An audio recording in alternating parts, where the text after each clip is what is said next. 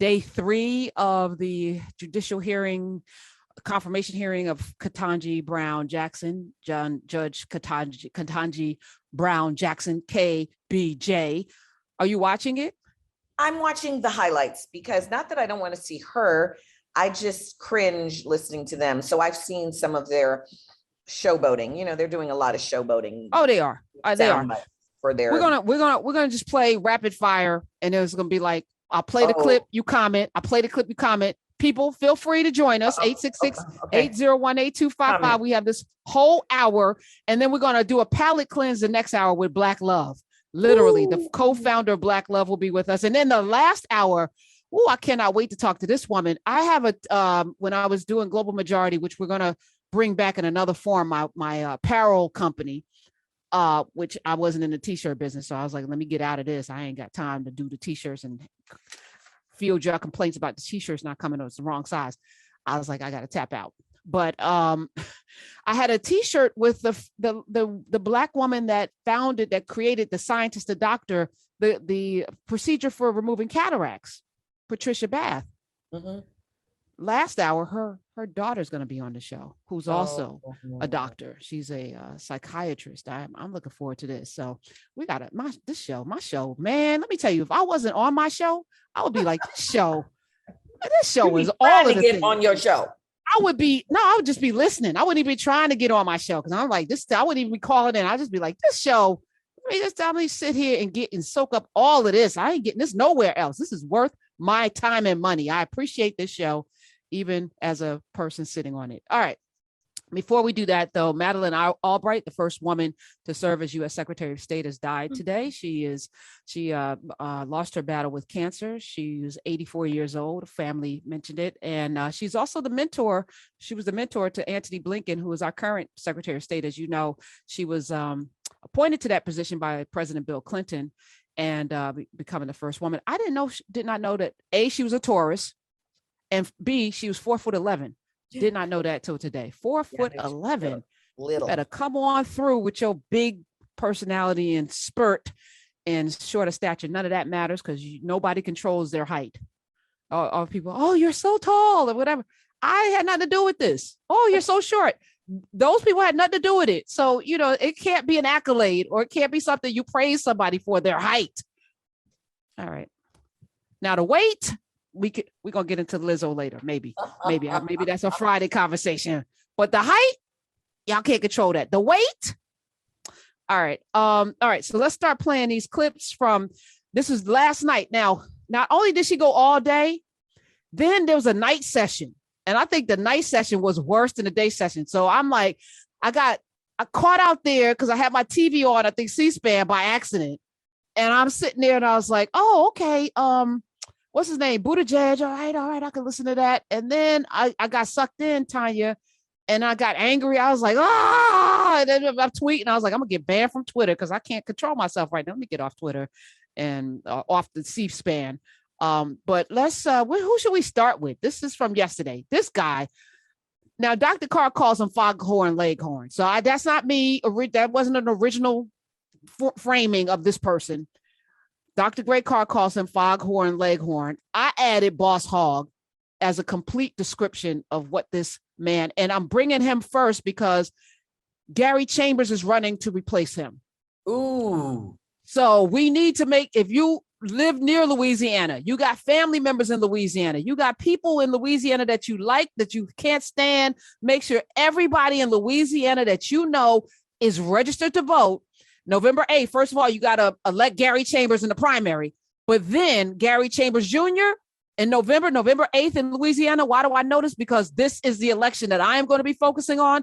Must win because this is the person that is currently sitting in that seat in Louisiana, the state that had the first Black governor in America. Louisiana, more, I think, sitting Congress people during Reconstruction than any other state. Louisiana is important, and it will speak volumes if we could get this particular foghorn leghorn boss hog KKK type of person out of the Senate. He doesn't even have enough thing to be able to question Ketanji Brown Jackson. Which one I'm gonna start with this one because this was probably the most triggering.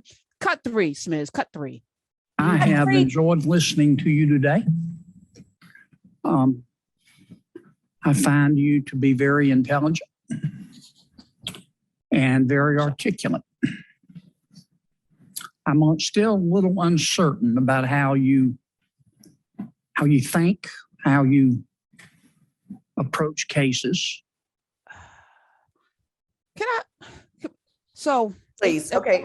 The top 86, four. let me put out the number race again. 866-801-8255. Tonya Pinkins, she's intelligent and articulate. Those are the first racist code words. I have to tell white people all the time. People used to do that when I would bring Kimberly Crenshaw to talk, like, she's a fucking law professor. She's a judge. Okay, so racist off the top. You already identified yourself as racist when you call a Black person intelligent and articulate. Racist. And then I don't know how you think, but I know you're intelligent. I'm gonna just underhand the alleged backhanded compliment I gave you in the first place, please. What? I just need to know if there's somebody out there that has told a Black person that they're intelligent or articulate, call up 866-801-8255. It's a safe place. I'm lying. It's a safe place to call. You won't.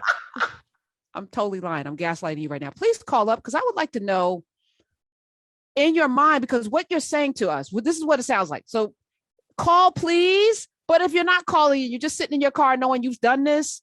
What you're saying is, I cannot believe that a Black person has the ability to communicate in a way that I understand them. And I can't believe it. You went to Harvard twice and you have a law degree and all of this. I can't believe it's impossible because your brains are so much smaller than ours and you are historically ignorant. You must have jumped through. You must have some white person. This is what they do with Obama. Somebody is in your family tree that's white because there's no way possible that you could be this smart and articulate. I can't believe it. And so you come out your mouth with, you're so articulate and you're so intelligent. That's an insult. Yes, it is. And racist. That's Tonya's. Yes. Has that happened to you personally? Have you ever? So many times. I told you I had Dr. Kimberly Crenshaw on a panel, and one of my cast members said that to her. You're so articulate. And she was an older white woman, and I had to embarrass her. I said, she's a law professor at Columbia and UCLA. What else would she be? Why does that come out of your mouth? Oh, so sorry. I said, yes, you should be sorry. You have to think about why was that the first thing that came to your mind? Because you had an idea that was not possible, that she got there on affirmative action. But whenever we get into those places, we're not deserving, we're not capable. And so when you see that we are more than capable, it is a shock to you. So let's start with this premise. All the people out there who might have that thought, think that the original people are probably smarter than you. So if you start with that premise, probably in their DNA have more gray matter because it's older gray matter. Start with that premise and then ask yourself, well, that has to be the reframing. That has to be the reframing. That now you're talking some CRT and you're trying to make babies feel like they're racist. Do you believe babies can be racist? Yes. If they have you as a parent, absolutely. That's handed down.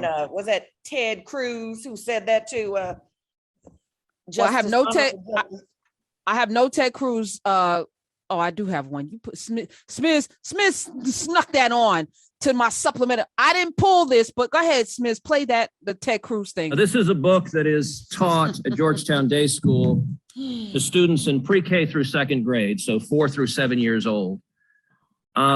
Do you agree with this book that is being taught with kids that babies are racist?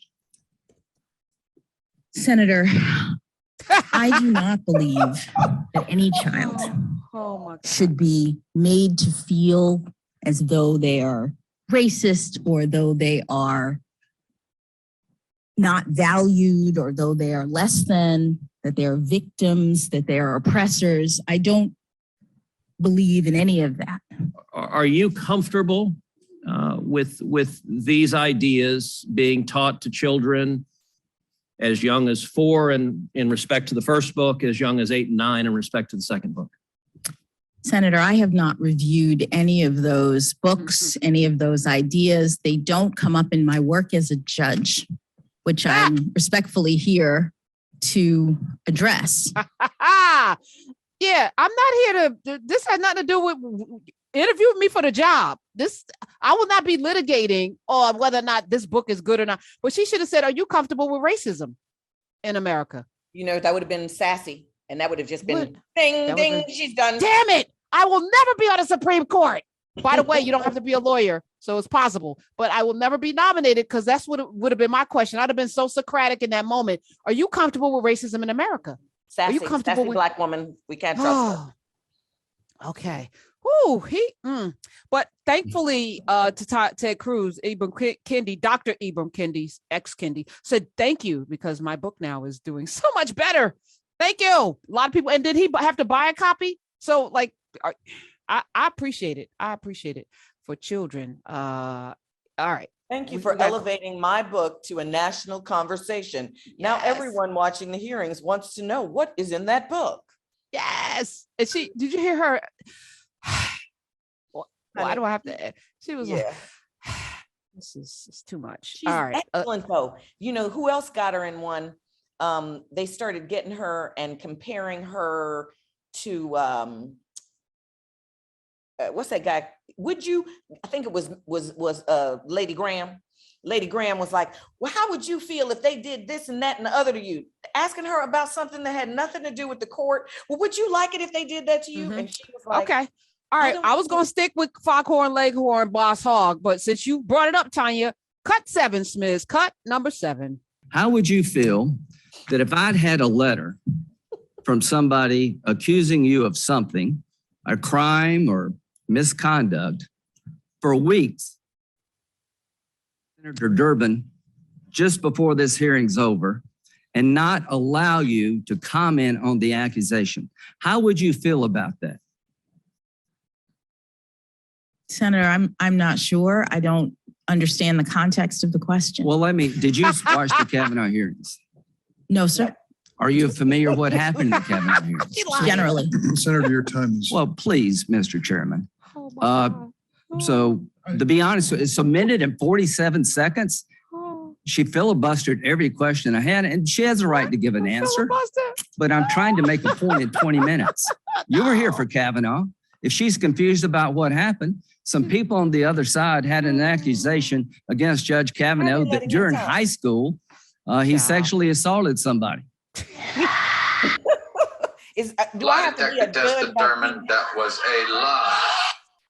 Let Smith do his thing, Tonya. Go ahead. Yes. What are you saying? What are you asking? Tonya. Like, is her judgment going to be about her feelings? How would you feel? Well, if you put me on the Supreme Court, my feelings cannot come into any matters. Okay. Right. Period. Is he unhinged? And Smith is playing music. I think he's trying to tempt me to go back into that. I don't know. Tonya, you're going to maybe experience some of this on Friday, what you're hearing right now, because it might be time to come back with a little Cracker Chronicle. All right, enough. 866-801-8255. I think he stormed out too. He was mad, but yeah, he's trying to get her. How would you feel? All right, let's go back to Foghorn Leghorn Boss Hog. Kennedy, his name is John Kennedy from Louisiana, who will be running against Gary Chambers Jr. Those of you in Louisiana, make him go home and think about what he did. Make him go home and think about himself in a different context. Make sure he's no longer serving in the U.S. Senate. All right, play cut number 4. When does life begin, in your opinion? Senator, Mics are on. I don't know. Ma'am? I don't know. Do you have a belief? I have personal, religious, and otherwise beliefs that have nothing to do with the law in terms of when life begins. Do you have a personal belief, though, about when life begins? I have a religious view Religious belief? that I set aside when I am ruling on cases. Okay. When does equal protection of the laws attach to a human being? Well, Senator, I believe that the Supreme Court, I actually don't know the answer to that question. I'm sorry. Perfect. I don't. Okay. that, you know what that does when you tell people you don't know? It stops everything in its track. That's so, because you know she knows. You know she has an opinion. Just like she said, I didn't see that Brett Kavanaugh thing. You know she watched Brett Kavanaugh. But I'm not saying, I'm not calling her a lie. I'm just saying. She did not let them corner her. They had prepared her. Oh my God. She was like, I don't know. If they try to do it, tell them I don't know. I love it. This is a masterclass, people. I tweeted out before I came in. If I was widely qualified, had all the receipts, and then I had a job interview that lasted 3 days where I was harassed, harangued, demeaned, patronized, would I sit through it? Would you sit through it? And I was like, probably yes, because it's a job for life and you're making history. I'd probably sit through it. Tonya, would you sit through this? Of course.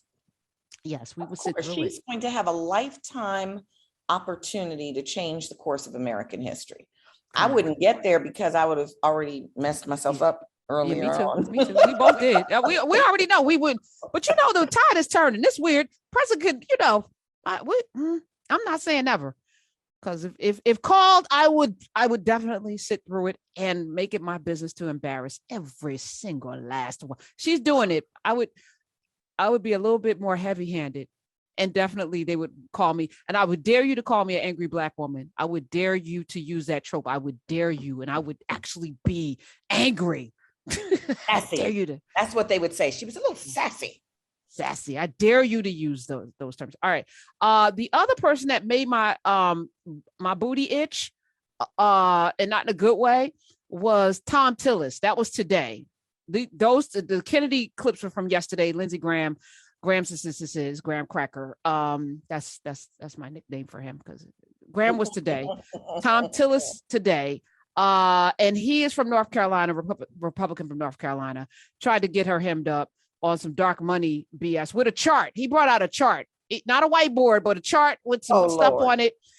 Go ahead, play it, Smith. So I went out to demand justice. They have a specific plan. Step 1, 4 seats on the Supreme Court. We must add 4 seats on the Supreme Court to restore balance, which by their opinion is a majority with their view and their judicial philosophy. They're thrilled that President Biden has promised to appoint a commission. In fact, they're so thrilled that they want to make sure that they can influence the outside of the commission by endorsing their 4-seat strategy. They want to recruit 25,000 volunteers. This is on their website, their strategy, to influence the commission's recommendation. And then they want to nuke the filibuster. 51 votes to make a decision that could ultimately be to pack the courts. Senator Whitehouse was talking about how the prior president was influenced by an organization. Intellectual dishonesty is bringing a chart out, talking about dark money, talking about packing the courts, when for 4 years, this same body of senators rubber stamped a whole ass clown because of the courts. That was the GOP strategy. Okay, we may never win back the House, but you might in 2022. We may not win the White House, but you might in 2024. But what we can do is impact this country for the duration through the courts. And Trump, while he appointed 226 judges in a single term, and let's juxtapose that to Obama, who had 2 terms and appointed 320, and Bush, who had 2 terms and appointed 322, and Clinton, who had 2 terms and appointed 367. Trump actually appointed as many federal judges, appellate judges, which is super important because they have the final word on most legal appeals around the country. Donald J. Trump, appointed 54 appellate judges in 4 years, one short of Obama, who appointed that much in 8 years. But where he flipped the balance, the Supreme Court. He didn't have 1, he didn't have 2, he had 3, because Mitch Turtleneck Dove McConnell stopped a sitting president from appointing a rightful pick, right? And that gave us Neil Gorsuch, because they held it up until Trump got in. And then we got Beer, as Carl would call him, Beer Kavanaugh, and Amy Handmaid's Tale, Coney Barrett, according to that great Carl. I'm just quoting him. That's not me calling her that. 3 The most since any president since Ronald Reagan, who appointed 4. You think about 2 Republican, very problematic presidents in our history have impacted the next 100 years of our lives, because all 3 of those, Kavanaugh, Gorsuch, and Barrett, are 55 or under, which means, all things being equal, they can be there for the next 30 years. And who knows how many different presidents, because we got, by the way, Clarence Thomas is still in the hospital and they're not telling us anything. That's all I had to say. No. I think there's an important thing about that particular commercial that was made. One of the things that you have to study when you go to take, the LSAT is logical reasoning and logic fallacies. And it's to me, it's the hardest thing that I ever had to work on. And most of the time, lawyers in court are using logic fallacies. If you were to sit down and read what that man said, it didn't even make sense. He had all these ad hominem arguments and he never got to a question. He just had a whole bunch of sound bites that he had to get out. They had a list of things you need to say. They didn't have any connection. There was no point, no through line. It was just all logic fallacies so that he could do his public service announcement to run for office again. Facts. And this is what I feel. It's all performative. They're all, teeing up for their reelection or for their donor base or for their lobby base. This is all about the money, all about the money. I'm going to play one more, and I'm going to play 2 more. I apologize to y'all too, because normally I don't play a whole lot of clips on the show, but just because some of the people y'all don't need to hear, but I need you to kind of see the lengths that people will go to prevent. Y'all know what this is. I don't even have to tell you what this is. But let's go to Marsha Blackburn, who has a degree in economics, home economics, not economics, home economics, which I think is cooking and sewing. I'm not sure. I haven't taken home economics since the 3rd or 4th grade. I think 4th or 5th grade at Columbia in East Orange, New Jersey. But yeah, she has a degree in home economics, but yet she's sitting on the Senate Judiciary Committee asking this woman questions. Let's play this this question that she asks. Can you provide a definition for the word woman? Can I provide a definition? Mm-hmm. No, Yeah. I can't. You can't? Not in this context. So I'm not a The biologist. meaning of the word woman is so unclear and controversial that you can't give me a definition? Senator, in my work as a judge, what I do is I address disputes. If there's a dispute about a definition, people make arguments and I look at the law and I decide. So I'm not. The fact that you can't give me a straight answer about something as fundamental as what a woman is underscores the dangers of the kind of progressive education that we are hearing about. Well, I would say that Marsha Blackburn's womanhood is in question. Now, are you a woman? I would ask her that. Are you? And could you define it for me? And I'll tell you if I can agree with that under the law. There we go. Yes, there we go. There we go. Back at you. You got to hit that tennis ball right back and hit them right in the middle of their eyeballs. All right. Finally, I'm going to get to the final clip. Maybe it's the final. Maybe it's not the final. It's the final. I think it's the final for today. Okay. Clip number 8. This one's interesting. Senator Mike Brown from Indianapolis, Indiana. This is not from the hearing. So what is this from? I know this one. Oh, okay. So let's save this then, Smith, because I'm gonna stick to the hearing and I want to get to some calls. So we're gonna save Mike Brown. What? Did I miss clip 2? Oh, let's finish it. No, I want to finish it after we take calls. We'll go to break on that. All right. I got this. Hold the head, Smith. Just hold the head. Let's go to Herman in Georgia. We are here on the Karen Hunter Show. Welcome, Herman. Tonya Pinkins is here. Hi. Hi. Good afternoon, Karen and Tonya. How y'all doing? We good. That's great. So let me just go ahead and say, as long as you're on these airwaves, I'm happy to continue paying the Sirius XM subscription. Thank you. Happy to do that. Oh, my pleasure. And then I also want to look forward to meeting you at the next Healthy, Wealthy, Wise in Jamaica. Wow. We were not able, my wife and I weren't able to make it to this past one, but we look forward to meeting you in Jamaica, or hopefully maybe sooner. So, well, we just had a meeting today, ironically enough, with the team, with all of the things we could do better, which I love. You know, it was like, how do we take this to the next level? How do we tighten up some things? How do we make it better? So for Jamaica, I've already, we're going to be scoping out the place. I want a place where we can run, villas, the whole, make it top draw for everybody.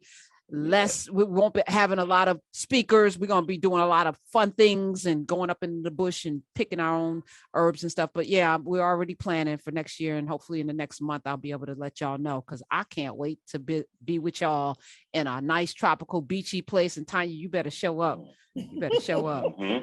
All and right. look, I'm looking forward to it. But let me comment real quickly on these hearings. So personally, I find it disgusting and despicable. Lindsey Graham, Raphael Cruz, and others, the level of disrespect is just really appalling. Now, I've watched other hearings, I guess, with Coney Barrett and Beard Gorsuch. And then here's what I'll say. I think it's wrong for the Republicans to do what they've been doing over the last few days with the level of disrespect. And if the Democrats are doing this during the, whenever there's a Republican nominee, it's also wrong. No one should be subject to the level of disrespect. I don't care what party you're in. So, that's my comment, Karen. And look, keep doing what you're doing. In your response, Herman, your comment is why I love being here. The level of humanity that is exhibited by the people that are part of this family gives me hope that, we're going to be all right, because we see the world holistically. We see it globally. We see all of the connections. It's not left and right and us and them, because there's a lot of folk out there that get it. And you want to be able to have the intellectual integrity, or the integrity period, to be right, Tonya. Like, if I'm not going to do it to you, don't, you know what I'm saying? So it's like, yeah, there needs to be a fairness in this, and that way you have a leg to stand on when you're making your arguments. But yeah, you are spot on, Herman. Thank you for your call. Let's head over to Michigan. Anderson, hi, welcome to the Karen Hunter Show. All right. Hey, good afternoon, Karen. Hi. Good afternoon, Tonya. Hey, real quick question. Tonya, what part of the country you are? I'm virtually stamping my passport every time I listen to you on Wednesday. Well, I'm in Panama today. All right, well, bless. Karen, the reason that I'm calling is just the level of disrespect that happens to Judge Brown. When you always hear these individuals that talk about he is or she is articulate, or the quote unquote unicorn, or the magic Negro, it just gets absolutely frustrating. But I'm just wishing and hoping that she just can get nominated and passed on through as quick as possible, because this last week or these last several days have just been frustrating, listening to these people on the other side do what they're doing. And her character doesn't deserve it. She is a Black woman, she just doesn't deserve it at all. And that's my frustration. Well, Anderson, you're not alone. She was already nominated, which is why we're sitting through these 3 days of nonsense. But they can't stop her. We got the votes. They don't have the votes. They don't have the votes. They don't have the votes. Sing it, girl. Sing it. Which is probably why they are going all in, because you're right. They know that they're not going to stop her from sitting on the court. So that they're going to try to make sure that they get their PSAs in, their commercials, their campaign slogans, their headlines, and they're going to, be, demonstrative and storm out and do all of the things so that they can go, so did I do enough to get that next $1 million from you? Thank you kindly. All right. On that note, let's, and I'm not going to play any more clips from any more hateful, mediocre, tiny-minded, tiny other thinged people. We're going to hear from Judge Ketanji Brown Jackson herself. These were her closing statements before they went to break today. I think it's still going on right now. At least it was when I was coming in to my studio. But let's listen to her. Let that be the last thing we hear, Smiz. And so what my being here, I think, is about, at some level, is about the progress that we've made in this country in a very short period of time, I would say. It seems like a long time, but one generation, we've gone from the reality of my parents' upbringing to the reality of mine. And I do consider myself, having been born in 1970, to be the first generation to benefit from the civil rights movement, from the legacy of all of the work of so many people that went into changing the laws in this country so that people like me could have an opportunity to be sitting here before you today.